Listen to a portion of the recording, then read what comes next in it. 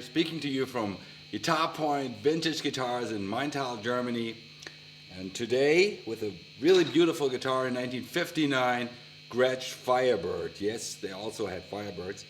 It's 1959, it's the classic year of Les Pauls, and Gretsch also did kind of Les Pauls, but of course they're different. They're very Gretschy.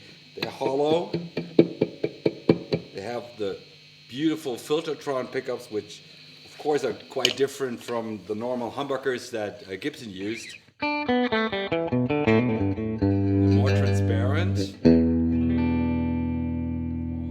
acoustic flavor to them, and this typical kind of Gretsch twang that we all love, and which is, for instance, the backbone of Malcolm Young's rhythm guitar with AC/DC, and especially when you hear the distorted, you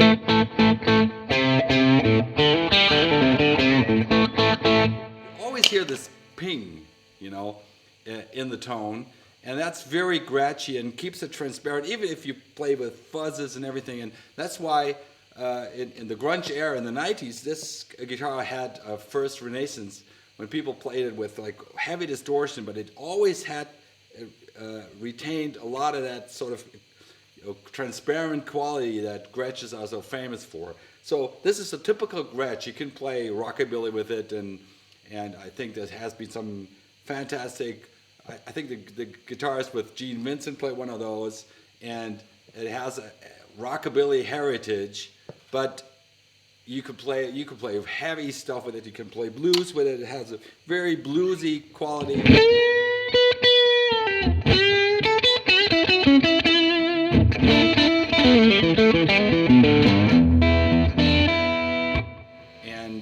And it's silent because it's humbucker, and you know it's twangy.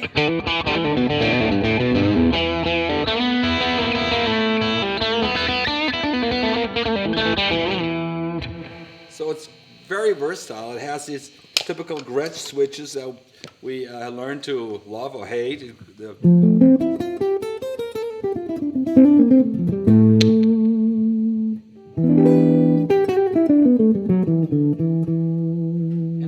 Mysterious Mastervolumen and everything is very typical Gretsch, but once you get into Gretches, you learn to love all this. It's very lively, you know. There's always something that has some sound here.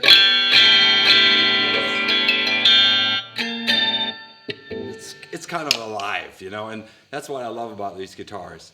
So this is a beautiful 1959 Gretsch Firebird, and this is Ali Neander speaking to you from GuitarPoint Vintage Guitars in Maintal, Germany. Bye-bye.